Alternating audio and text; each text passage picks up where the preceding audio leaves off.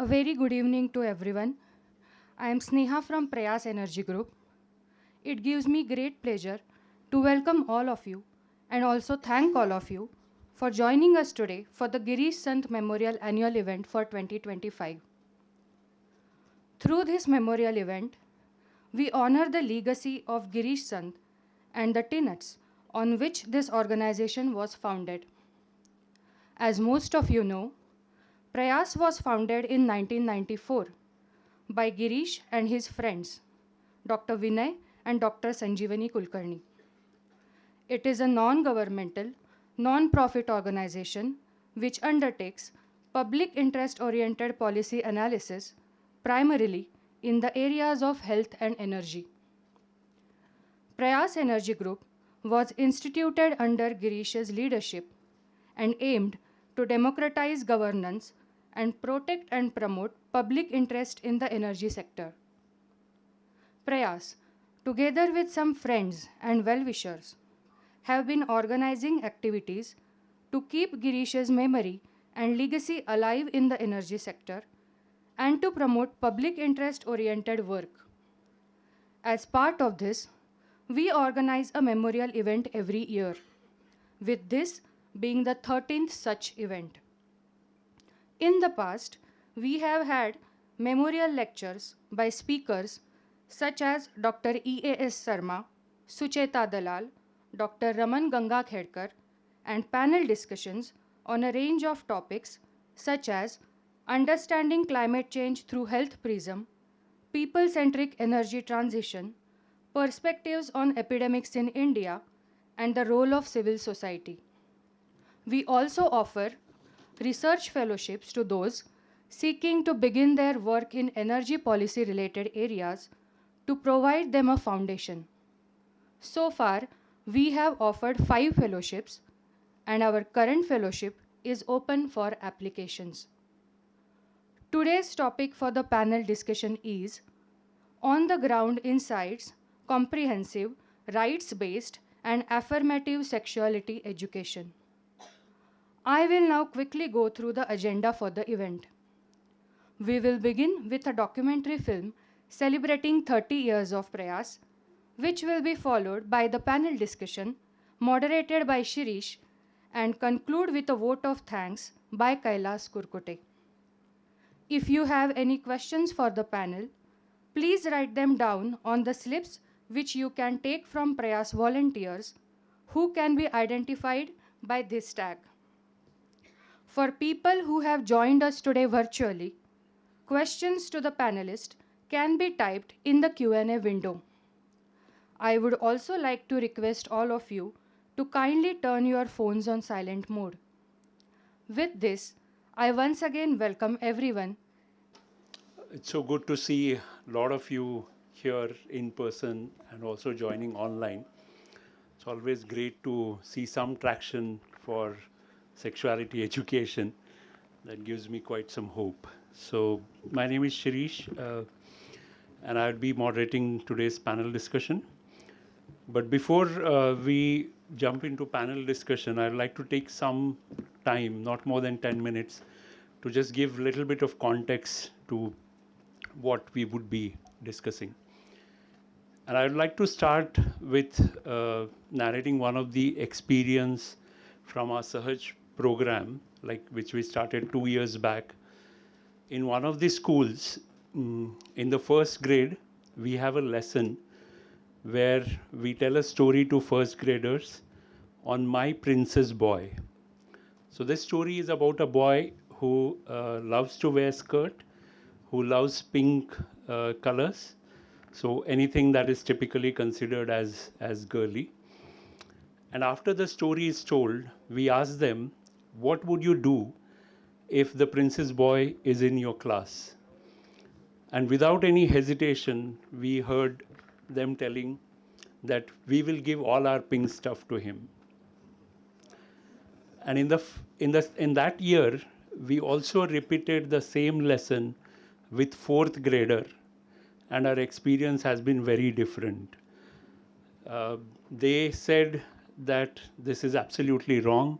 We will tell him that boys should not wear pink or skirt. If he doesn't listen, we will stop playing with him. So just within few years, we could see that how the urgent need to adhere to the stereotypical gendered views have taken over. Now, remember that no one had ever formally taught them any sexuality education.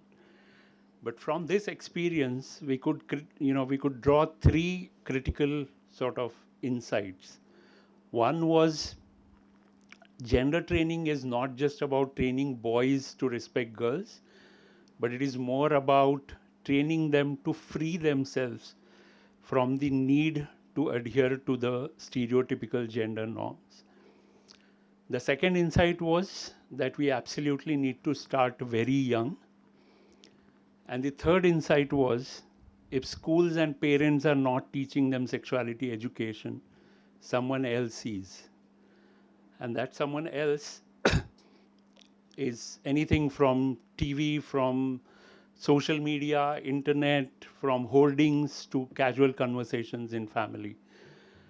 So all of this is very important. And particularly these days when we interact with parents, we see a lot of them being very worried that their child is being exposed to so much of media and content and all. Of course, these concerns are very valid, but there's also a good news. And the good news is that when teachers or parents talk to children, it is much more impactful than the external influences, because children are very open to listen to them, provided that the conversation happens non-judgmentally, it happens in a safe environment, it happens without any threats. So if that happens from adults, when adult becomes educators, they can be real influencers. But when they don't step in, there are plenty of real influencers available. So that's a very, very important sort of aspect. And in today's discussion, we will be talking about some of these, like starting early and what are the challenges that parents and teachers face. So I'm looking forward to that discussion as well. The second important thing, which I think is important to clarify here, is we are not here to debate should we provide sexuality education or not, because that debate has been, long back settled by global and Indian research, which have consistently shown that providing sexuality education helps children build their agency, helps better, relationships, reduce violence, improves sense of personal safety, all of it. So we have evidence beyond doubt. So there are sort of influencers, almost everyone who puts videos on their channel, should India start providing sexuality education or not. So that's not what we will be discussing. The real question is, how do we make sexuality education available to each and every child? Education which is much more positive, empowering, and comprehensive. So that is the point. Another point I wanted to clarify, and we also had this discussion when we started more closely working on this, is what's new in sexuality education or demanding sexuality education. I mean, people who have worked on HIV or on gender issues or with adolescents would recollect, like, since even before 2 decades we have asked that schools should start providing sexuality education. So what's new there? And I think one of the new thing, rather two important new aspects, is initially when there was demand for sexuality education in the days of HIV, our focus was very much risk-centric. So all the conversation was around biology, promote condom use, reduce the risk, and unfortunately, largely that is what still happens around us. Whereas our understanding of sexuality education and the impact it can have has evolved over a period of time. And we know with good amount of evidence that a comprehensive approach to sexuality education goes much beyond risk, and it helps building agency of young people and helps them take more responsible decisions and improve their well-being. So the shift from risk-centric approach to more developmental-oriented approach or a pleasure-centric approach is definitely a newer part of understanding. The other change is also the context of lives of young people that have drastically changed over a period of time. With technology, with urbanization, with so many things happening, that also is a change factor, and any education need to consider those contextual realities of young people to center the education to represent the voices of young people. So that's also a different element of the change context. And of course, the third element is, despite of demands that we've been making, we still grossly lack sexuality education in majority of the schools across sector. So therefore, the major premises I wanted to sort of highlight. And the last point I wanted to, which in a way led us to think of this particular panel discussion, was whenever we sounded this idea of very comprehensive sexuality education with schools, with parents, or with people in health sector or education sector. They said, yes, this is great, but is India ready for it? We have a very conservative society, and parents don't even speak about basic things with their children. How are they going to talk about all these things? Are our teachers ready to teach such a comprehensive curriculum? So that was the point where we thought, why not bring people who have first-hand experience of implementing a rights-based, affirmative, and a comprehensive sexuality education, and talk about their experiences of implementing it. And therefore, I have these three specific adjectives in the title: comprehensive, rights-based, and affirmative sexuality education. And I'll just take 2 minutes to explain what we mean by that. Comprehensive, as the name suggests, goes much beyond biology, anatomy, reproductive health component of it, and considered a lot more aspects. Like UNESCO has a technical guidance on sexuality education in 2021, which outlines many themes that sexuality education should include, such as relationships, such as consent, such as gender and power, such as health and well-being, sexual behavior, all of it. So that comprehensiveness is what is required, and that's why that word is there. The other word, rights-based, as the name suggests, is basically the belief that young people have right to non-judgmental, accurate scientific information, and beyond that, they have the right to choose what happens to their bodies and what happens to them. So that perspective is also very important. So the education is not to control their behavior, but to empower them to make better choices, more informed choices. And the third part, affirmative sexuality education, basically indicates, or in a nutshell says, that recognizing that sexuality is an essential part of growing up. Okay, it's not something hush hush, shameful, taboo thing. Think of it, if you find affirmative difficult to understand, think of this example. When teachers or parents tell their teenager that love or relationship is wrong, you should rather be focusing on studies. Now, this approach clearly sort of denotes that the person doesn't have an affirmative approach, doesn't consider sexuality as a natural part of growing up. And that is what we also need to bring in the education, and therefore these three specific adjectives, which we will be discussing more during the panel discussion as well. So with this background, we can begin the panel discussion. There's just one last point maybe I would like to add. We recognize that some of you may not resonate with the views that we present or what we discuss. And I think it's absolutely okay, because we're not here to convince, convert anything. It's just here to sort of share what we have been doing, our view of looking at things. There have been a very strong science behind what we are speaking, but we also know that people can just use a trump card and discard the science. So So that's up to anyone's judgment to see what to be done. So with that, I would like to invite a very dynamic, very committed panelist, and I'm so happy that within just one request, all of them agreed. So all three of you can come, and I'll introduce each one of you. All right. Kalyani comes from political science background and is deeply passionate about education. She founded Urja Gurukul School in Ahmednagar, a school which is dedicated for nurturing talent and fostering holistic growth of every child. I mean, what I deeply appreciate, we've been working with Kalyani, we've been implementing a Sahaj program in Urja Gurukul in Ahmednagar.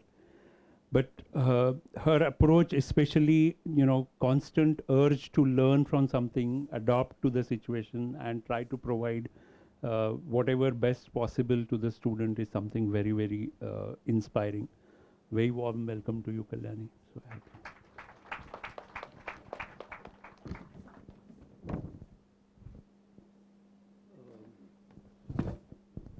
In this panel discussion, overall, what I'm going to do is I'll request each one of them first to speak for some time to basically share their model of work, how they have been working with people, and then we will go into a question-answer format. Sonal? Thanks. So as Girish was also introducing the YP Foundation, um, I will start with a little introduction of what do we mean when we say that building capacities of young people and adolescents on issues of health equity, sexuality, and gender rights.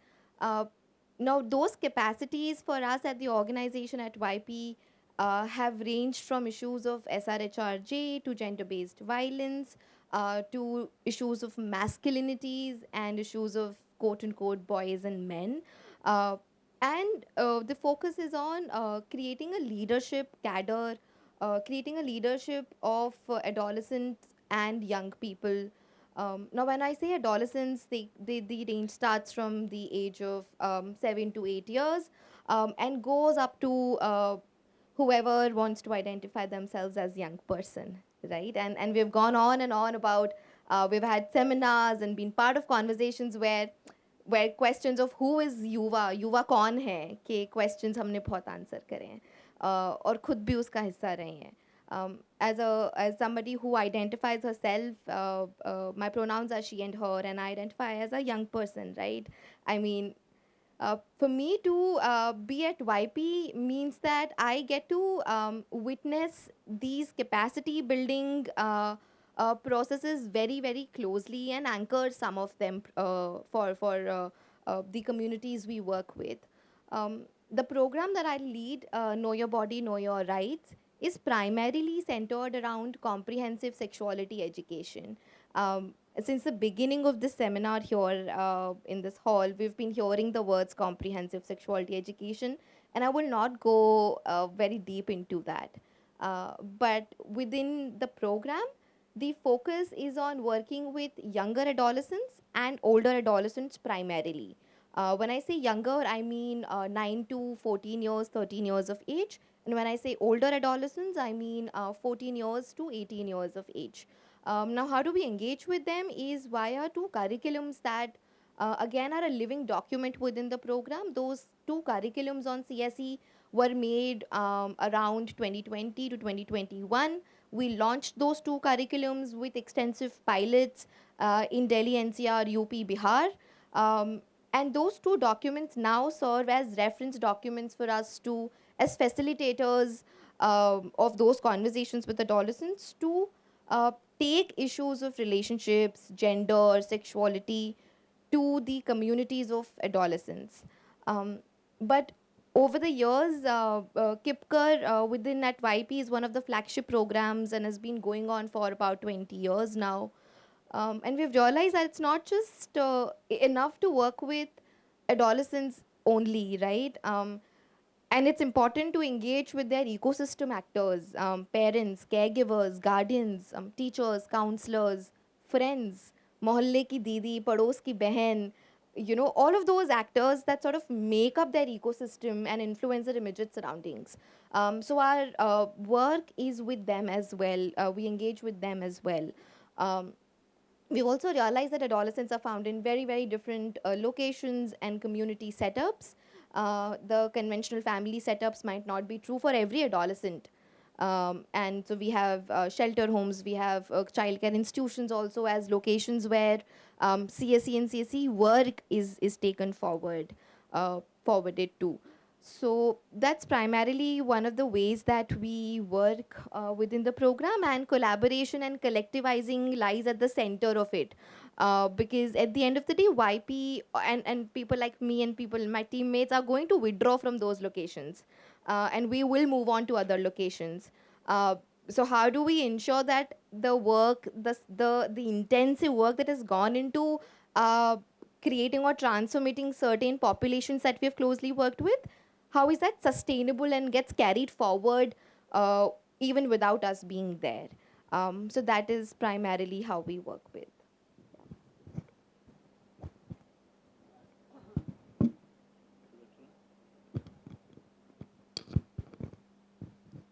Hello, thank you, Shirish, and congratulations, Prayas, for the marvelous 30 years. Thank you so much for being there, for bringing energy and health group and the wonderful work that you're doing with Sahaj. Thank you for that, and congratulations. Regarding Equal Community Foundation, so I'll just take a minute to introduce who we are and what we do and why we do that. So back in 2009, our co-founders, that is Will Muir and Rujuta Teradesai, they had started a different program in the low-income communities. It was called Solar Cinemas, where they would actually go with projectors and screens in the low-income communities to show social cinemas. And it would be around 6:37 in the evening so that everybody can participate. But they identified a gap there. They saw only men and boys would be a part of these solar cinemas, and women and girls were not there. It was not a space for them. So when they dug deep into it, they realized that women had a lot of work to do, a lot of household chores. And for girls, it was never considered a safe space. So they didn't come out of their homes. So then another idea clicked them that if boys and men can be a part of watching social cinemas together, can they also be a part of, can they be engaged in a community together to talk more about gender, talk more about rights? At that point of time, there were organizations working with men, but we identified a gap again where adolescents were never involved. Men who were older, like above 18, 20, 22-year-old, they were involved in these conversations. But we wanted to start early. That was the start of Action for Equality, our flagship program. And we work in the space of attitude and behavioral shifts. That is our major goal here. We work in a gender transformative approach and human rights-based approach. Those are the very principles of our work. With the same principle, we have designed our curriculum, which focuses on human rights, gender equality, masculinity, SRHR, consent, violence, gender-based violence, and so on and so forth. So in terms of sexuality education, ours is again very rights-based approach. We believe in the fact that whichever gender you are from, irrespective of your caste, creed, sexual orientation, you have basic human rights and nobody can deny that. And since we start early, we predominantly worked in 20 low-income communities of Pune. But since the last few years, we also work in schools in and around Pune, mainly in Pune, but also in the PCMC areas, whereby we work with 12 to 17-year-old adolescents, right now adolescents, initially it was only boys, on sexuality education. And we want to create a safe space where they can at least come and talk about what they are feeling. Because in schools or even at homes, it's always a hush-hush topic and nobody really talks about it. Even if they want to question, they are usually barred from doing that. So we want to create that safe space for all. In our modules, we usually talk about consent and why it is important. We over the years we've also designed a different content on love, friendship, and attraction to teach them more about consent, to teach them more about consequences, not in the terms of using legal jargons. We really don't believe in that, but at least to let them know that you have certain rights and there are actually no age limits for that, but what are the different responsibilities that comes with these rights. So that has been our module on sexuality education. Over the discussion of the panel, I might share a bit more on that. Thank you. Hello, my name is Kalyani. I run a school named Urja Gurukul in Ahmednagar. It's been more than 8 years. This is 9th year we are running the school. And when initially I started the school, I had this thought in my mind for 5 years that I always heard the line which says Shikshan ani Samaj Badalto. And I used to wonder for 5 years that what I'm doing to, change. So I couldn't find a single thing which will help me to change the society. And even I feel I'm the product of the same, because I went to school, I learned reading, writing. And I just learned reading, writing, because when recently I did ecological society Eka course, which connects you with the ecology. And there I realized they told me that was their native and non-native trees that was there in your science. I was like, really? Because I don't remember anything. I don't remember anything what I learned in science and history and geography and anything. What I just knew that reading and writing and basic maths, addition and subtraction, that's it.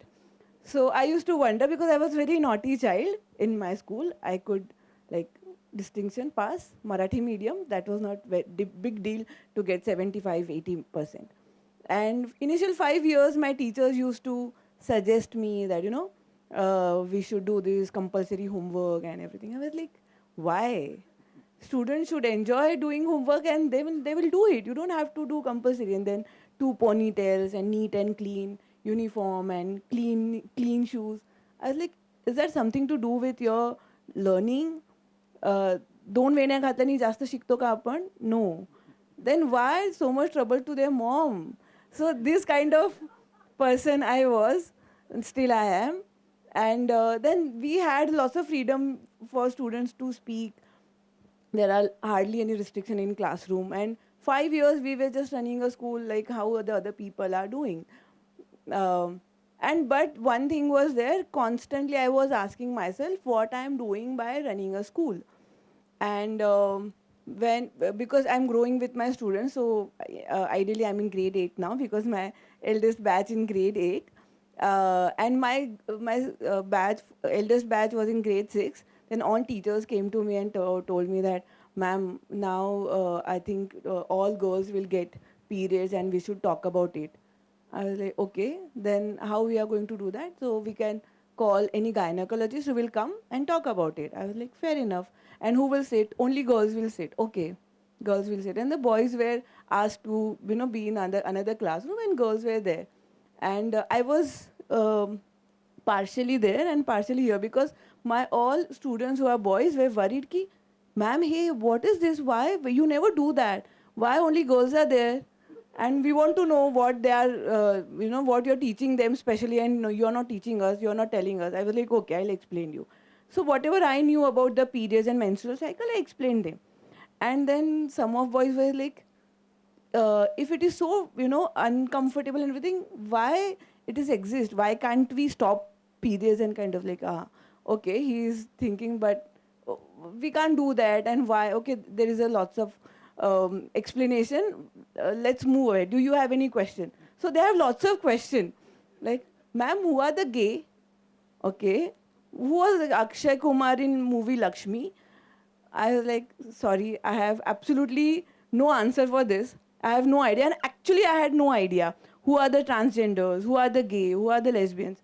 I was like age 36? No, 35 that time.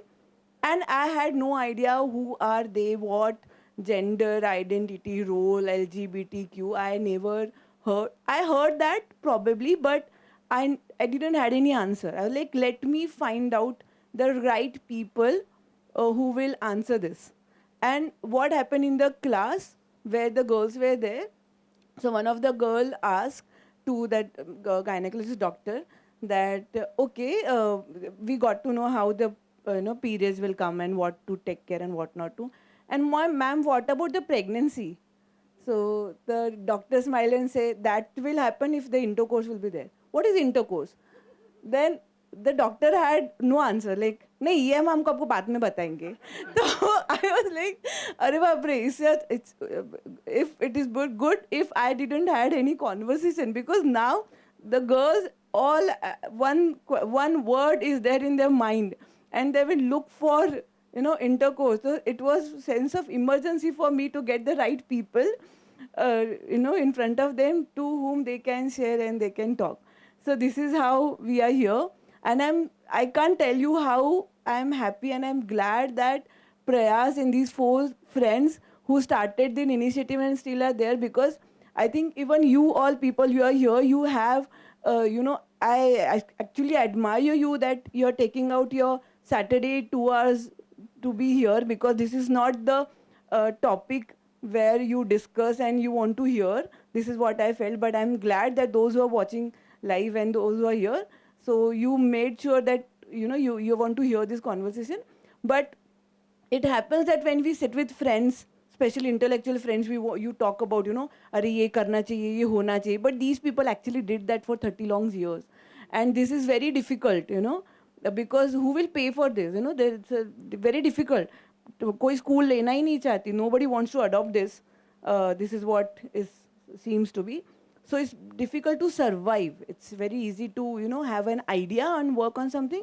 It's difficult to survive. So I'm very grateful and very thankful for Prayas that you are actually bringing it, and in such a nice way that in my other discussion I'll explain that how it's helping me a lot in my school. So thank you so much, sir. Okay. I'd like to continue this discussion because it also reminds me, the first time you contacted, you very categorically said that I don't want workshops, I want a continuous engagement with children. And that's what also we have been working at that time in terms of building Sahaj from 1st to 10th grade. So would you like to reflect a bit on why you thought going beyond a workshop model and a continuous engagement is good? And maybe if you see some benefits of that approach as well. Absolutely. So I just mentioned about the 5 years we were searching for certain things, and one thing we could find is Girish sir, and we are working with them. So many more things happened in those 5 years. When I said that we were looking for things which we will be able to implement that will help me to change the society. So I have been to many conferences, IIT Delhi and some Pune and Jaipur and Bangalore, don't ask. So I have been to many places and I used to wonder, they are not talking anything which will change the society. They are talking about reading and writing. That I know, that will change, partially. But beyond that what? So nobody was, ready. So whoever we used to come with the idea that we have a teachers training program for you. So yeah, please. I used to excite with the thought that, somebody wants to train our teachers. Because till the 5 years, I was not bothered about student, because I feel if there is something in teacher, automatically it will transfer to student. We don't need anything to do something differently. So I want something who will work with the teachers. So we had many workshops with the teachers, and that was absolutely fail. By the time, at the end of 5th year, the last workshop I remember, I don't want to take the name, one of the very renowned school from Pune, their teacher came and they wanted to speak with our teachers. And first day, half day over and the lunch break, our teacher came to me that, ma'am, वो जितना बात करे उससे ज़्यादा हमको आता है अभी, तो प्लीज़ ये कुछ नहीं होने वाला, so better you don't pay them and ask them to go home.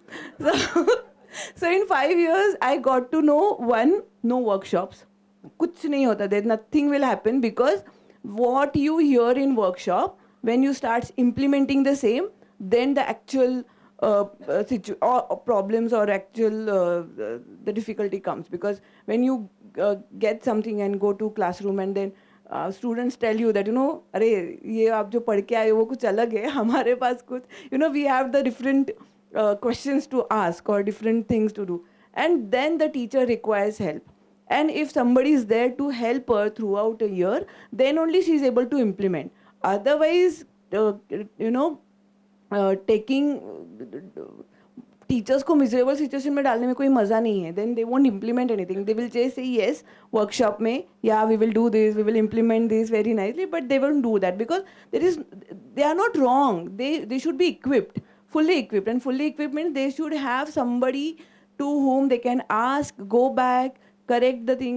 So one thing was there, that no workshop at all, no matter what. And second thing, I wanted Shiri sir to come and talk to our student throughout a year, because what I realized is my teachers are not equipped, one. So there is no point in equipping or giving training to our teachers for 4-5 months and ask them to implement. And second thing what I realized is, that girl was brave enough who asked, ma'am, what about pregnancy? But unless and until you don't have any connection with the person, how will you ask a question about sexuality? It cannot. So to build that trust, to build that connection, there has to be a long-term work. And these were two strong reasons. That first thing I told Shiri sir, that no workshops, no short-term sessions. I want something, and not for particular years, like only 7th grade or only 8th grade, when you know that our students will get girls will get the periods, and I don't want to limit this to only periods and reproduction and anything, because I think sexuality is, if the person who is hearing, who are there in this auditorium, if you'll ask yourself, no matter you're male, female, whichever gender, if you'll ask yourself, is there lack of sexuality education in your life, and how it has impacted your life? I think nobody will dare say कि no, सब अच्छा हुआ है मेरी जिंदगी में throughout बचपन से अभी तक. Nothing is there who who has implemented. So everybody has gone through, but I feel bad that nobody want to work on this. So I was 100% convinced that it has to be there from grade 1 to with 10th or 12th or whichever, as young as they feel, how Sonal mentioned that till you feel I want to understand more about sexuality. So yes. Thank you so much. I think it was a very perfect match, because that was exactly the time when we were building a program from 1st to 10th standard, and then we were approached by Kalyani, so it went on really well. Sudakshana, you have an experience of working with adolescents in different sectors, with government schools, and now we're talking about such an elaborate, comprehensive program. What, in your experience, you think are really schools prepared to implement such a comprehensive program? How do you see it? So for us, we are very new in the school space, first of all. Secondly, I totally echo with Kalyani ma'am, because we started working with teachers initially, and we thought that we will be training teachers for a certain period of time. We will handhold them for a year, and then we will, the teachers will implement with the students in their respective classes, in their respective grades, and we will be there to support at the back foot. But what we realized is teachers were prepared, like they wanted to do. They came into the workshop, they attended the workshops for all the days, and they showed interest that they would want to implement. But unfortunately, they also did not have a lot of time. They have to complete their syllabus. They have to, the syllabus is of course one part of it, but the other works of the school, that is there. So that project was not really successful for us, which is when we decided that we will go directly into the schools, approach the schools, and our program is typically for 4.5 months in the first phase, and then we handhold them again, the students directly. So in terms of school preparedness, they are to some extent prepared. I wouldn't say completely, because there are multiple things. The school is not just a different body here. They have to take into consideration the different socio-economic statuses that the students are coming from. That background leads to what exactly the parents want the teachers or the school to teach them. Comprehensive sexuality education is definitely a requirement, the need of the hour. But what we have seen in our schools is some of the schools, their administration and their teachers, they are really, they want to know more about it. They want their students to more about it. But we do have faced situations where the schools actually told us, or the governing body, they actually told us not to use certain terminologies when we are talking about adolescent changes, or when we are talking about sexuality. We are not supposed to use the word sexuality in some of the schools. So that is, first of all, a setback there itself. Parents many a times play a vital role, because even if schools want, many a times we've been told that parents will not allow this.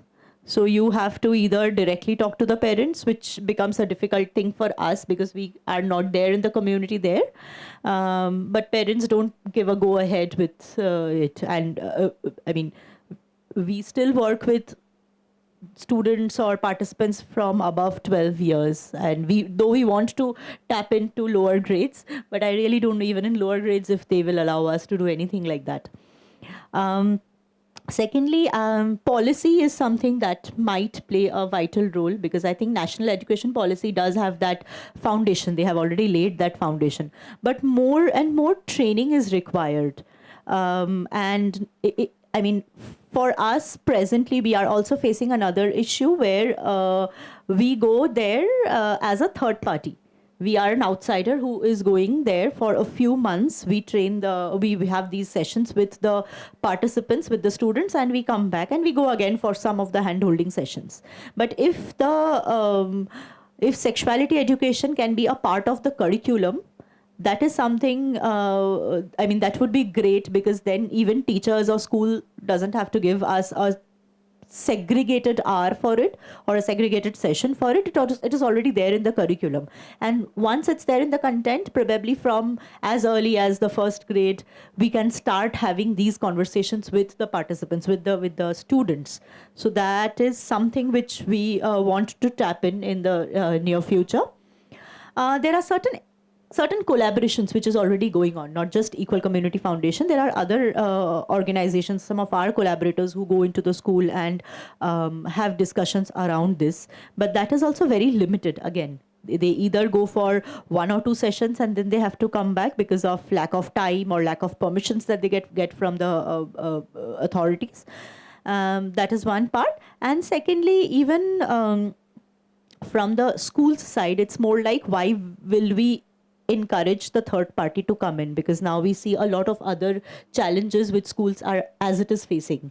So at least if teachers can be given that space to utilize their knowledge, some capacity building can be done with the teachers, and they can lead the sessions. Because why would a 10-year-old or an 11-year-old listen to me? They don't know me, but they know their teachers. So at least from the teachers' side, if they can have these sessions, it would be great. And I hope in the near future, the schools are also a little bit more sensitive, because we've had incidents, and a few incidents which all of us know, but right now we wouldn't name, where there were issues pertaining to violence, pertaining to sexuality in the schools itself, and they really did not want to come out with it, because usme hamari badnami hoti hai. So that bit, if we can shift the narrative from badnami to actually rights-based approach. Thank you. I think, though you mentioned the NEP has the foundation, I think it's far from anything when it comes to sexuality education. The first thing probably NEP needs to do is to acknowledge that, let's call it sexuality education and not shy away from the name, if they really want to become like comprehensive and affirmative. But thank you for mentioning some of the challenges as well.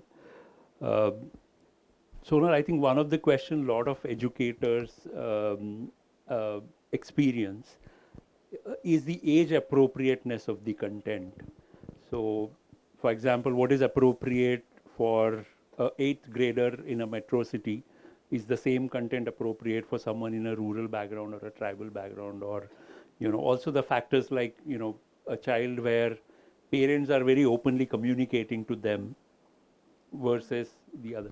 So how do you look at this age appropriateness of the content, and when you design or conduct training, how do you sort of take that into account in your modules and in your sessions?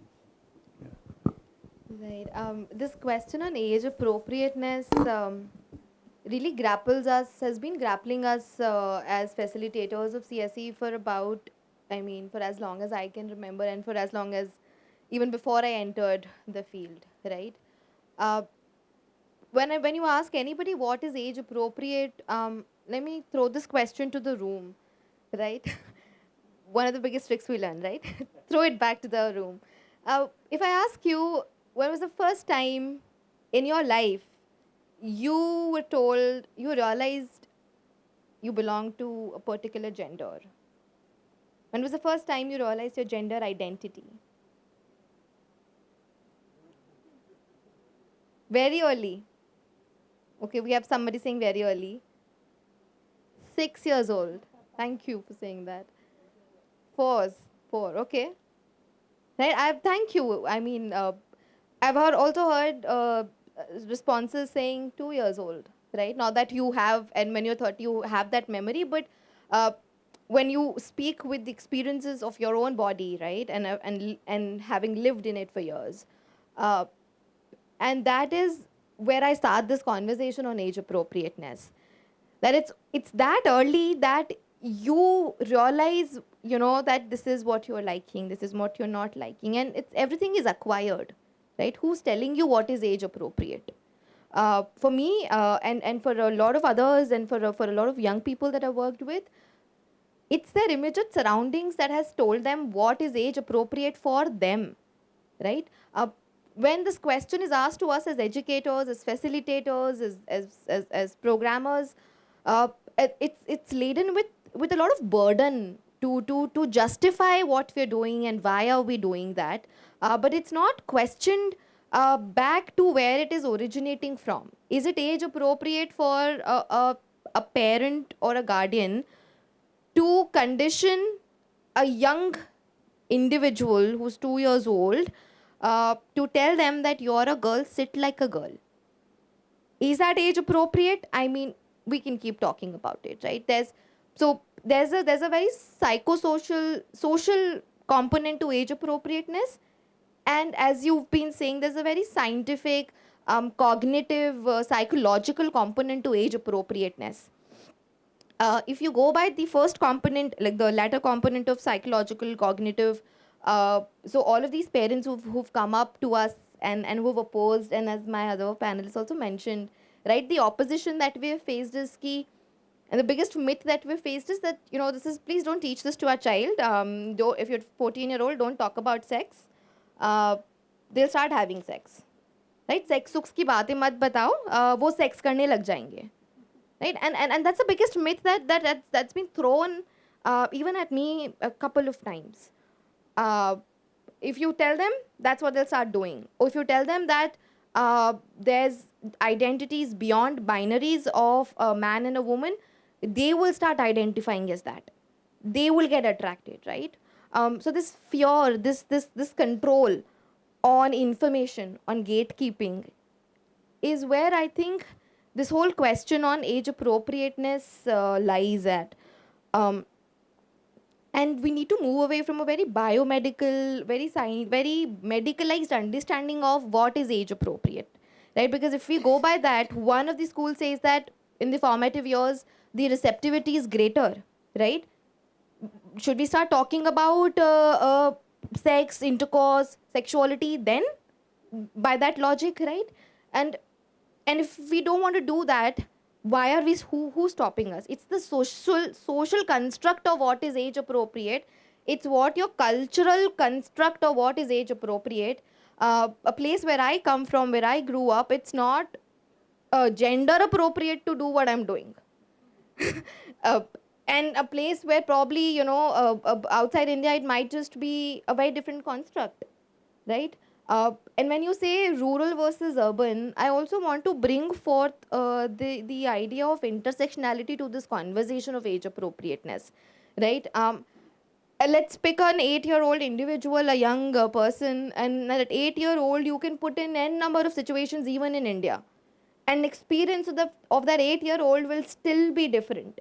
So it's not rural urban, right? We all in this room are sitting with so many identities, right? Gender identity, a cultural identity, language that we're speaking, the clothes that we have chosen to sort of wear today and express ourselves with. um, and it's all of those identities that will play a very huge role in deciding what's appropriate for you, right? We could be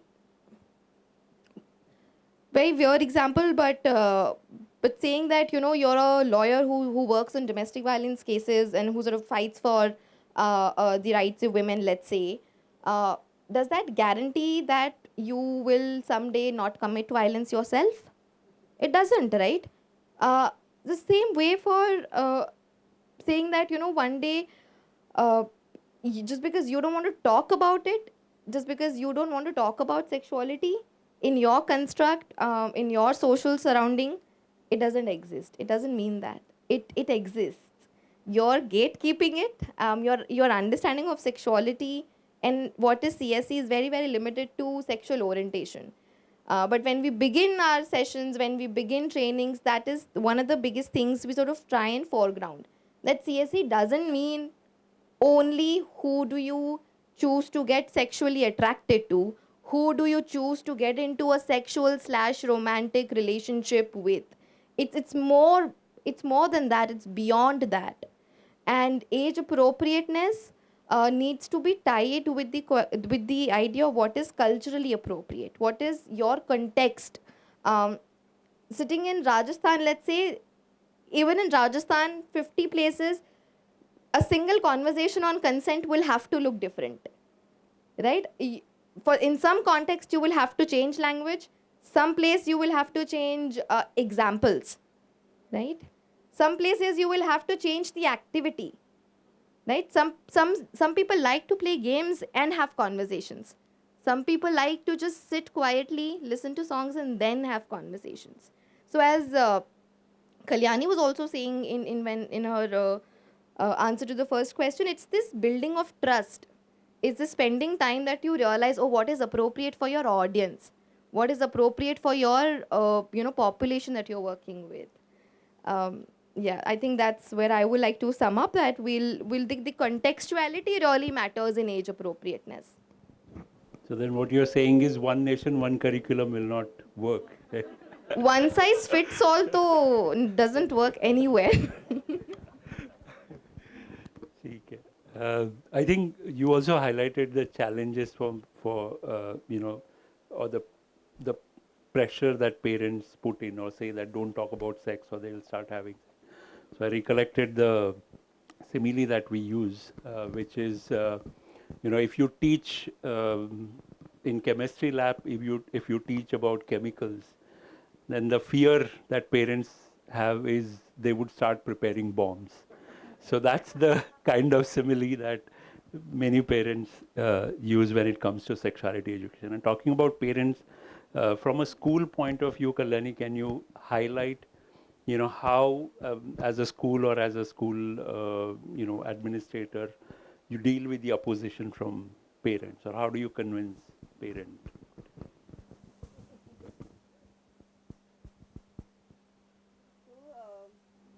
Can you hear me? Huh. My experience was a bit different, was not as difficult as they both are mentioning about, opposition from parents and everything. So first thing, what I learned from the 5 years, I made lots of mistakes. So one, I have to make sure that teachers are equipped. So for when we decided we want to work together and we will implement the curriculum and everything, the first thing we did, we started working with the teachers. And we had full day, 3 days, sessions where Shri sir told us about various things, what we are going to teach and everything. So I felt that particular time was, first I will have to equip my all the teachers, and not only teachers, teaching and non-teaching staff. So our entire school team used to sit with him and understand. Because what happens is when we speak with parents, either they will ask me, it's a rarest situation, but they will ask teachers, and if teachers are not confident enough, if I conducted one parents meeting and saying, this is the curriculum we are going to implement and everything. And if one parent, after the parent meeting gets over, and then if parent asking one teacher, ये क्या लाया ma'am ने? अरे हमको भी नहीं पता, कुछ तो लाते, पता नहीं हमको. If this conversation is there, definitely they won't have any confidence, if teachers are not aware, how we are going to go ahead? So first thought I had in my mind, my entire team should be at least in the state of understanding, because I won't say convinced. It takes lots of time to convinced with all the ideas of sexuality, because I feel that is there in our DNA. It's very difficult to, when it's very nice to listen as an audience, but when certain things, and Shiri sir had, they have very beautifully created their kind of training program with the teachers, because they have some situation, and so teachers are supposed to talk about it, that what you will do in that situation, and all the possible ways are not aligned with the prejudiced thought they have in their mind about being male or female, whatever. So it was very difficult time for 3 days to get out of that. So they were not convinced. They had a understanding of what we are trying to do. So first thing what we did is we worked with the teachers, or teaching and non-teaching staff. And second thing, in those 5 initial years, when we started the everything, we as a Urja were very transparent with the parents. We were sharing all the things which were happening. Okay, we are trying to implement this. This is not working. We are doing this. So my parents knew that we are little bit struggling. We are trying to understand. And still I'm very grateful for my, especially first 2 batch who are in 7th and 8th grade, that they have still have believe in me, and they are continue as my parent. But we were very transparent with their parents. We used to tell everything, whatever things used to happen, all the success, all the failures. So same, I asked them, we call for the parent meeting, and we told them this is what we are going to talk about. So Shiri sir took the, he explained everything about the curriculum, and I just shared 2-3 examples with them. That one, when we were small, when parents, I was talking about parents, talking with the parents, that when you were small, and if you were watching a television, and if there is a movie going on, and if there is a scene where one boy is kissing to another girl, or what was the reaction of your parent? So the common answer is they used to either used to close the eyes, or change the channel, or ask her as a boy to get some water, try to distract. So do you agree with me? They all parents were like, yeah, agree. How do you react now when you are a parent? So there was a question on their face, because they still have a same reaction when we go for, and now I think you don't close the your child's eyes, you close your own eyes, because how many times you can close your child's eye, right? Because nowadays the film have different way of expressing their love. And then I took the conversation ahead, that how many years we are going to do this. And we as a learned parent, we are the 2nd, 4th, 5th generation who are learning, we are calling educated parent ourselves.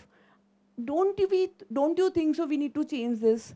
And at that point, many parents were like, yeah, we face many situations like this, and we want to understand. Let's take this ahead. And among 200 students, only 3 parents were there who said, we don't want our child should sit for the curriculum. Like, I really respect your decision. And we used to send the child in library, so he used to read the books, and other students used to follow the curriculum. And initially they took out the admission last year only. So now there is no one who wants to sit outside. Everybody is sitting inside. And in fact, I have a different experience. After all this conversation, at the end of the meeting, few parents came to me, ma'am, even we want to understand how we are supposed to behave as a parent. So can we ask Sirish sir, can we request Sirish sir to conduct session for parent?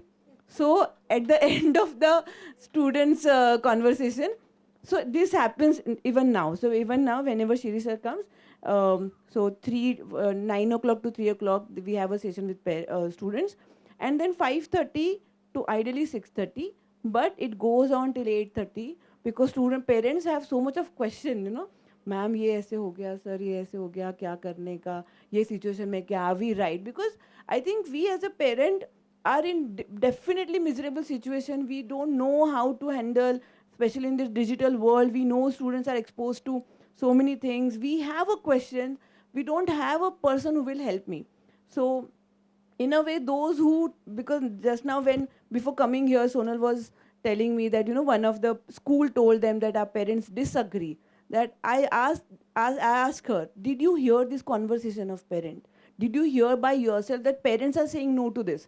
Because I feel it's a school's fear how to handle this, because parents want to give this, if it is explaining a good way, if it is explained in such a way that it is not going to harm, it is going to help not only a child, but you as a parent, definitely they will go for it. So this is my experience as a school, that my parents are really supporting me very well. I think that's a very wonderful point, because it's often the school's fear that parent will not like it becomes a barrier for initiating. I think if there is a very constructive dialogue between the school and the parents, then many things would be possible. Because of lack of time, I'm just going to skip some questions, and I just want two critical questions. One question, I'd like Sonal you to respond with your background in law also. There's always this concern of, so we have this law or act, POXO, which criminalizes any kind of sexual exploration below 18. And when we talk about affirmative, comprehensive sexuality, how do we deal with this kind of paradox when any kind of sexual exploration is criminalized? How do you deal with it when talking to young people or exploring it?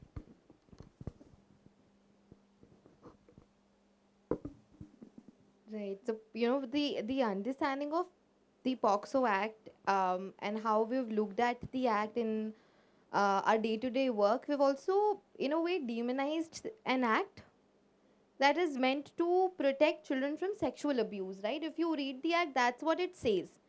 It's not using the word sexual exploration. It's not saying, you're not allowed to have a sexual intercourse or activity. That's not what the language is, right? And that's what really fascinates me about law and then the legal framework that is there on adolescent sexuality, right? That's controlling not just adolescent sexuality, but sort of everybody's sexuality and sexual rights in the country today.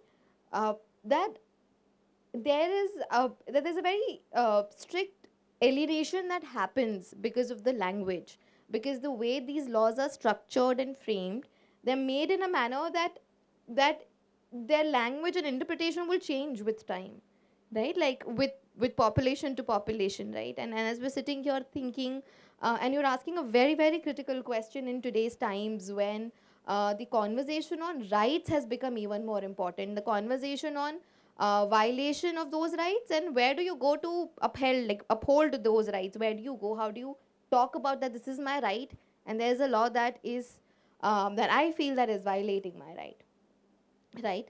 But when we do comprehensive sexuality education sessions and trainings, at the heart of those, and as I was saying earlier also, at the heart of it is building agency and bodily autonomy of young people and adolescents, right? The focus is, it's not saying that don't have sexual intercourse, right? We get questions that what will change the moment I turn 18, right? What will click in my mind that I will start thinking differently, and I will be able to give consent validly?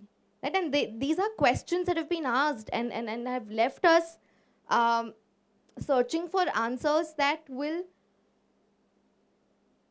that will keep all of us safe, right? That will also not come from a place of fear. And sitting here today in this room, to be able to say this out loud, uh, uh, putting fear outwardly, right, and saying that there is a sense of fear like that, when none of us sort of fall. I'm assuming none of us fall into that age category where our consent giving capacity is questioned, right, by an act, by a law. But for a huge population of the country, that is the case. Um, Now, what POXO is ending up doing is POXO is telling you that if it is that consent is not valid, you cannot give consent, right? For any kind of sexual activity in nature. That's what it's telling you to do. You take it to be uh, becoming a barrier into your sexual exploration. That's a lived experience, right? um, and when those questions are brought to us in these sessions, for us the focus is on saying that what is it that you and your agency is asking you to do, right? How do you see yourself making a decision, knowing that there is a state with a capital S telling you that certain thing will be criminalized and you will be prosecuted and a certain thing will not be prosecuted, right? Uh, as facilitators, my job, and I have really reflected on this for last so many years, that it's to not tell them, it's to not become their karta dharta in a way, right? To not decide for them, to not tell them that, hey, don't do this or you will end up in jail, right? Because if I end up doing the same thing, I I am moving away from the principles of CSE themselves. I'm moving away. I'm becoming a risk-inducing factor for those young people and adolescents that I'm working with, and whose lives are very closely intertwined with me in that process, right? Uh, Now the question is, how do you say that my bodily autonomy is respected by the act? That's also another valid question that gets asked. That if I end up making a decision because I want to respect my bodily autonomy, state will look at me and put me in an institution, right? Uh, with that, there has been a separate larger movement in picture, in play with us as country, that has been looking at decriminalizing adolescent sexuality in its own way. And that's a larger conversation. I don't want to get there because, as you said, lack of time. But I do want to answer and sort of wrap it up by saying that uh, it's not our job to say that don't do this, don't do that. It's our job to provide information in a way that is reliable, that is accurate, and that is correct to the point of helping them make a decision uh, about their own bodies, about their own choices, and about their own sexuality. Thank you. I think it's a complex issue anyway, and it was not meant anyway to get any quick sort of answer. But it's more and more something that we'll have to face. We are facing as facilitator, and we need more thinking around those topic. So my last question to you, Sudakshana, $1 million question for very quick reaction. With all this comprehensive approach, do you think funders are willing to fund such programs, or they would still look for more of tangible outcomes, so to say? Yeah, truly a $1 million question. So, yeah, I mean, in terms of funders, we've had different set of funders. We've had mixed experiences with donors as of now, but I would love to hear from the rest of you as well. So, in terms of foreign funders, they really give time, and I am not really discriminating between funders here, I dare not. But but foreign funders have really given us that time, and they have understood the time it takes to create that behavioral or attitudinal shifts among the adolescents, among the families, because it is not really very quick. We can give like about 30 years, 40 years, track down a participant for literally 20 years, and then see what has been the behavioral shift at their later stage. But for some of the funders, predominantly some Indian funders, and I understand they have their policies in places, they have their regulations in places. Many of them, they do need that tangible outcomes and immediate effects, talking in terms of numbers, or even having the fear somewhere that if sexuality is something, or comprehensive sexuality, rights-based sexuality, that's I think the terminology to focus on, because we are a rights-based organization, and rights-based organizations ke liye, as it is, there are a little less scope everywhere these days. And उसमें भी rights-based comprehensive sexuality education में, there's always a question that what happens after this. So you have gone and spoken about comprehensive sexuality education, and you come back. So a funder who is probably being there, and I'm talking in terms of a corporate social responsibility, a CSR corporate funder, who will be there in that geography, how will they deal with this? Will they face a lot of backlash? Are there different policy level backlashes that they are facing? So these are some of the things they keep in mind when they talk about or when they ask us about why we do what we do. And we've had funders who have taken a step back and said that because of these components, we will not be able to fund you. But for us as an organization, we cannot really take out those components and talk about gender transformative approach. Ek to gender transformative approach is a terminology that is questioned now. Why do we use that kind of a terminology? Secondly, I would also want to highlight about the monitoring bit. So we've had collaborators, civil society organizations, who have come up and told us that in terms of not even like going into the depth of sexuality, but at least these days funders and donors are coming ahead and supporting with the menstrual hygiene products and menstruation related jo bhi baatein ho rahi hai. So one of these funders, they had set up the vending machine for sanitary napkins in one of the schools. Now there was no discussion about that. They came and set it up and went away. The school doesn't know what to do with it. There was no discussion with the students. There was no discussion with the teachers, and the parents also did not know. And in our, it was one of the rural, semi-rural areas. And in our situation, all of us know that when young girls go through menstruation during a particular month, many of the times they don't go to schools because of lack of hygienic toilets and lack of facilities over there. But here the facility is there, but due to less dialogue, it didn't come into the forefront.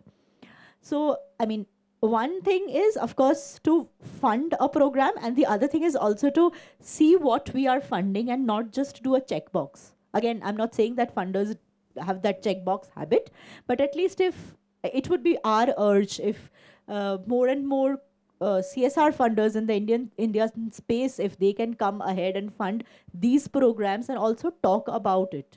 There needs to be dialogue at all levels. We are right now talking about having dialogues only with parents, with teachers, with students, maybe with other stakeholders, but a major chunk of the stakeholder are these funders. So somewhere that gap needs to be bridged, that they are involved in the dialogue, they are involved in the entire process, and then we look into the funding bit or into the monitoring bit. But yes, funder preparedness is vital, really vital. Thank you. Yeah, there are so many interesting questions, but we really have paucity of time. So I'm going to ask some questions. I'll start with you, Kalyani. There's a question: parents and teachers should have such programs with gender discrimination and gender-based violence. Why only educate children? actually parents and teachers should have. Be any. It's more of a comment actually, or. Okay, so what I mentioned about when we spoke with the parents, so there, if we consider 100 parent, 60 parent were there ki, yeah, we understand this is a need of an hour, we should educate student, but we are not going to do this. You do it, you do it on your own. 40 parent were say ki, oh, we want to understand this, but only 4 parent came. So this is the ratio. And I feel because when I'm running a Urja Gurukul school, so what we have realized is, as a parent, many of the parent understands the need, we should do something, we should talk to students, but they don't have time. So, this is how they pretend कि ma'am ये सब ठीक है, but कब बात करेंगे, वक्त ही नहीं है हमारे पास ना. बहुत सारे, there are so many things are there that and one more thing is there, while communicating with parents, we understand that जो हमें नहीं मिला वो हमारे बच्चों को देना है. That's why we are really working hard and we are trying to give them. But one of our mentor mentioned in a parent meeting that जो आपको मिला वो आपने दिया क्या, आपको क्या मिला, बहुत सारा टाइम मिला ना. So there is lots of escape what parents are doing. Whatever they have got, they don't want to give. Whatever they didn't, they want to give. That's why they want to work a lot. They don't have time, so they understand there is a requirement of sexuality education. They should not watch phone in front of students. They should communicate with them. There are lots of things, but they don't have time.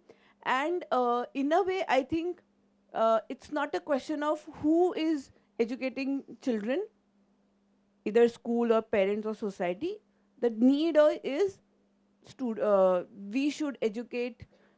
There should be a comprehensive sexuality curriculum for students. This is a need, and we should look at that. If parents are ready to do that, why school will spend some money and time to do that? They are not doing it. Then I don't know whether they are willing, because that requires lots of unlearning, lots of thinking, lots of good dialogue with the student, with the child. That requires lots of, mehnat. If they are ready to do that, I think school will ready to, give this responsibility to parents. So. That's very well said. Thank you. Sonar, would you like to take this question? There's a question: will parents accept CSE if their children are not going to be queer? Will they accept it if it's not intersectional CSE? Is that what the question is? No, if their children are not going to be queer. Right. If they. Also, the CSE is a way to ensure that queerness will not happen. Yeah. Oh, no, I mean, see, engaging with parents, and as Kalyani has been dwelling on this in detail, engagement with parents and caregivers and guardians have to be very, very maneuvered, like have to be very nuanced and very thoughtful. It has to be strategic, right? In a way that, for example, in one of the locations we went, and of course we take consent before beginning sessions with their adolescents, right? And it's not just a consent or an administrative requirement, right? Like it's in a way to ensure that once, and as I was saying in the beginning, that once we withdraw and move to a different space, it's them who are going to be the support system for and first responders, right? For any question, any query, if they would like to be the first responders in that case. And we made our inroads with them saying that, using the quality of life lens, right? Emotional well-being as a first lens, to say that this is not to tell, not for them to help their children make better decisions about their own sexuality, but in life generally, right? we do this one activity with them, right? Like, and we ask them to think of this one thing that they wanted to do when they were adolescent, and they didn't get a chance to do. Uh, and somebody would say traveling. Somebody said, holding hands with whoever their crush was in 7th standard. Somebody said eating golgappe, but akele, nobody around me to tell me that there's household chores pending at the house, right? Uh, and they never got to do these things. And then I sit and identify what are the barriers, who stopped them, right? And then we ask them to place themselves in that barriers and supporters circle. Who are they for the adolescents and their children, and uh, their, if they are legal guardians to some young people? Are they enablers? Are they barriers? Would they like to move from one place to another, right? And queerness and transness and all of those larger questions of identity, which are very, very intimate and inherent, right? Are not thrown as are not used as weapons of telling them that, hey, if you don't do this, this is what will happen, right? We don't use fear, and we don't threaten. We instead say that we built it into our design and sessions and say that, see, there are not just two bodies, right? We talk about intersex bodies, right? And people with intersex variations, right? And what those variations could look like. We're not saying that this is who you are, right? And I know that we've extended time, but interestingly, working with parents will teach you how to be patient. It'll teach you how many more ways of arguing you have to do, right? And you have to be patient to tell them that, because everybody likes to think that, it'll not happen to my child, right? We like to think this for ourselves, right? While walking on the road, looking at the number of road accidents that happen, like, oh, it'll not happen with me, at least, right? I'm going to come back home safe and sound. And that's the thing with parents also, right? There was one time where we were playing consent antakshari. We pick up songs, we dance to them, we celebrate, we have fun, and then we open the can of worms on, what's happening in these songs. Who's asking, what is eve teasing happening? Somebody saying that, tera rasta main chodu na, right? I will block your way, and we're dancing to it. Great, but uh, that happens in real life, right? And then somebody says, "Tu pyar karegi, chal haji, naji, right? Consent song. So we call it consent antakshari, and parents told us that, yes, love is a right. Everybody should get love. Love can happen in different places. It can come from different sources. And then when we asked them, and when we told them that, hey, they're talking about eloping together, right? They're talking about wanting to run away together so that they can get married. They're like, no, that doesn't happen. Marriage happens in same caste. My child doesn't do that. Consent is valid for other people, not for my child, right? And I'm not saying these examples to demonize parents also, right? I'm saying this to only highlight that you'll have to find ways to not threaten them, right? And to not begin with fear. Begin with joy, begin with celebration, begin with saying that this is important for your life. Thank you. Very well said.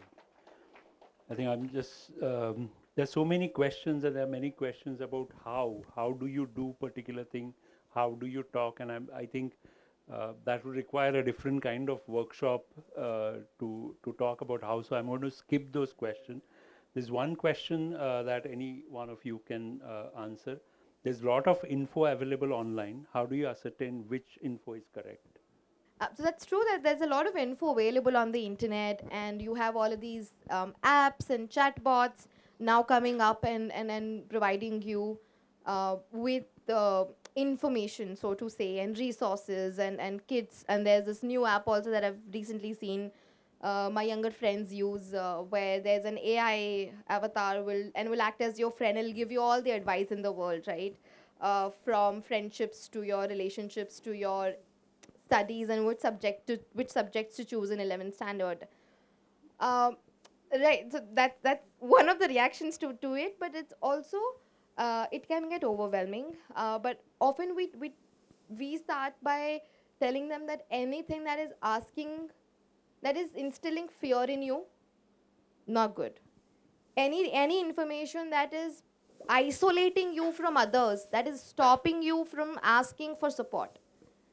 Any information that is telling you that if you do this, people will not like you, you will break friendships, you will disappoint your parents, that information is not good, right? Instead of telling them that these are 10 platforms where reliable information, rights based information, affirmative education, and information is present, we facilitate a conversation where they're able to identify what works for them, whether it's language, whether it's resources, whether it's information, whether it is audio visual also or non audio visual, right? Whether it's just audios they want to listen to. Um, we facilitate that conversation and we tell them that these are 5 parameters you can judge any website on, or you can, figure out if this is affirmative. Anything that is asking you, that is speaking to you in only one gender, doesn't work, right? Because the world's larger, like the world doesn't operate in binaries. Um, and I think just some of these factors we also can use in our own daily lives to filter some of these information and websites out. Thank you. I think just to add to what Sonal already mentioned, so one cannot stop, especially younger people, to access things on the internet. It's there out in the open. And when we were children, if our parents would say, "Wahan mat jao," the curiosity comes, what is there? So let me go and see. So if we keep on telling younger people, don't do this and don't do that, they will keep on going back to what they are being told not to do. So one thing we, even for our adolescents, because fortunately when we work in the communities, they get a lot of time with our mentors and they can discuss multiple things, like starting from a crush that they had to the fact that they, even some of them have actually cried and expressed their identity, their sexual identities. So in that space, many of the participants, many of the adolescents, they do share what kind of content they are watching. So then the conversation starts from there. Do you think that content is teaching you so and so things? Do you like the content? Do you think that content is something which you can use in your day-to-day life? So that kind of positive dialogue needs to be done. More and more dialogue needs to be done with the younger ones. And then there are actually good content on the internet. There are some good content in the internet also. There are game-based or app-based and games which actually teach you really good things. I think HDI came up with a wonderful game. They had a game called Go Nisha, and then now they have Go Bro. They are also trying to change that name to not keep it in binaries, but they do talk about positive masculinities, or how to change the narrative from a more to see through a more affirmative lens. So there are good content also, if we can just navigate through it. Definitely. And maybe I can just advertise a bit, or YP Foundation, Prayas, ECF have content available. We have a website called letstalksexuality.com, which has content available in Marathi. So if you're really very confused, start with these organizations. All right, I'm just going to take this last question for a quick reaction. The question is, what is ideal scenario for the panelists? What are your vision for the future? So maybe very short reaction from all of you. So as a parent, they should ask to school, you should implement this in school. And as a school director, you or principal or whoever the decision maker, you should have 100% conviction that this is a need of an hour.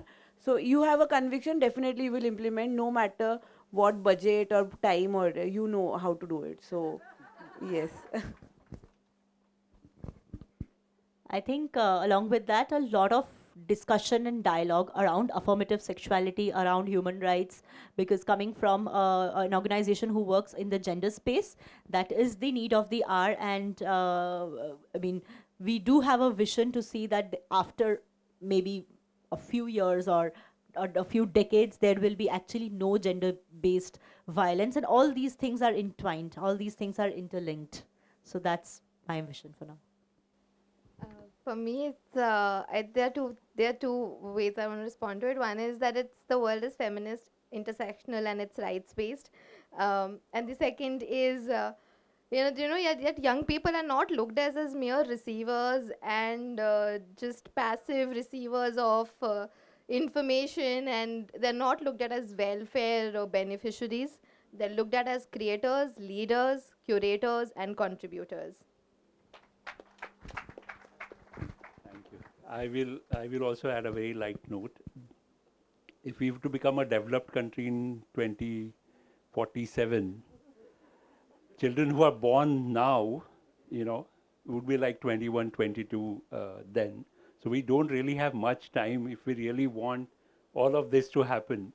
And we must implement at a very large scale if we really want that developed nation. Thank you so much. I would have really liked to take all these questions. छान discussion झालं. आमच्या वेळेस म्हणजे मी ज्या एजचा आहे तर त्यावेळेस असं बोलायला नव्हतं, पण आताचे जे पॅरेंट्स आहेत आणि ज्या पद्धतीचं मुलांना आता सोशल मीडियामध्ये बऱ्यापैकी सगळ्या माहिती भेटतात, त्यामुळं आमच्या वेळेस असं होतं की बोलायचं कोणाशी किंवा पॅरेंट्सशी पण बोलायचं तर थोडं अनकॉन्शियस होत होतं किंवा बोलायचं का नाही बोलायचं हे पण हे होत होतं. पण आताची जी पिढी आहे फ्रीली क्वेश्चन्स करते आहे. अशा वेळेस पॅरेंट्सला, टीचर्सना, इवन इन्स्टिट्यूशनला रेडी राहायला पाहिजे की अशा क्वेश्चनसोबत डील कसं करायचं. आणि या डिस्कशनमधून काहीतरी गोष्टी आपल्याला भेटल्या आहेत की त्याच्यासोबत डील कसं करायचं. टाईमचा प्रॉब्लेम असल्यामुळं आपल्याला सगळ्या गोष्टी डिस्कस नाही केल्या गेल्या, पण बऱ्यापैकी चांगले आउटपुट आपण यामधून घेऊ शकतो. Thank you and hello, good evening everyone. On behalf of Girish Memorial Committee, it gives me a great pleasure in promoting vote of thanks.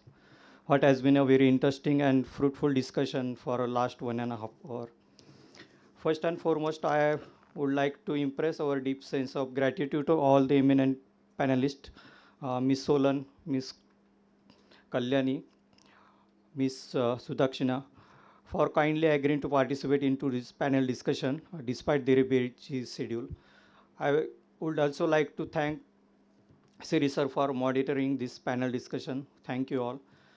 I take this opportunity to honor and extend our profound gratitude toward our friends, well-wishers, and generous donors for Girish Memorial activities. I would like to thank Deccan Education Society for making this available for the event. I would like to thank Mr. Aditya and his colleague for making arrangement of mic and sound system and also the audio and photo documentation of the event. I would like to thank Mr. Wansley for making the arrangement for transportation. I would like to thank Girish's family for joining us today for this event. Their presence gives us strength and encouragement. Thank you. For the documentary on Prayas 30 years journey, I would like to thank videographer Mr. Kapil Jagtap and Rushikesh Joshi and editor Harshvardhan Jadhav of Edit Sut Studio. A big thank you to the Prayas team, Mansi, Maria, Shirish, Sripad, Sri Kumar, Vinay sir, Ritu, and Sanjonitai, who took lead in guiding and coordinating the video production. Before I end, I must say that the audience has the exceptional, because without an engaged audience, an event like this cannot be successful. So thank you everyone. And then I won't say thank you, but would like to acknowledge deep sense of appreciation to all my colleagues at Prayas, because an event like this requires planning and many helpful hands to make it unique. Once again, thank you all.